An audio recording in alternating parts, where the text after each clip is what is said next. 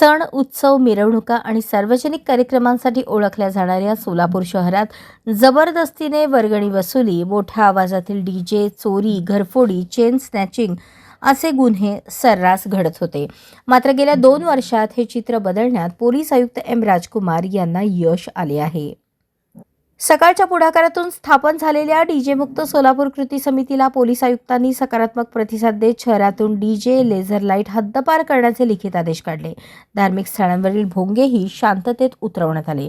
त्याचबरोबर चोरी, घरफोडी, मोटर वाहन चोरी यांसारख्या मालमत्ता विषयक गुन्ह्यांमध्ये 7 ते 13% घट झाली असून गुन्हे उघडकीस येण्याचे प्रमाण 12 ते 29% वाढले आहे.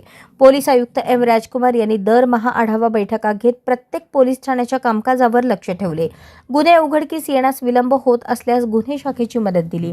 उत्कृष्ट कामगिरी करणाऱ्या अधिकारी अंमलदारांचे वेळोवेळी कौतुक करून त्यांचा आत्मविश्वास वाढवला. 5 फेब्रुवारी 2026 रोजी सोलापूर शहराचा पदभार स्वीकारून त्यांना 2 वर्षे पूर्ण होत असून पुढील सर्व जयंती, सणोत्सव डीजे मुक्त करण्यासाठी ठोस नियोजन करण्यात आल्याचे त्यांनी सांगितले.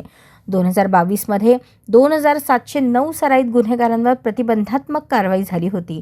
2023 मध्ये हा आकडा 3042 वर पोहोचला. पोलीस आयुक्त एम राजकुमार यांच्या कार्यकाळात ही कारवाई अधिक तीव्र झाली.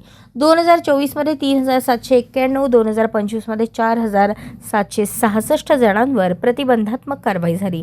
याशिवाय 50 जणांवर MPDA अंतर्गत स्थानबद्धतेची कारवाई करण्यात आली. परिणामी शहरातील चोरी आणि घरफोडीच्या गुन्ह्यांमध्ये लक्षणीय घट झाली.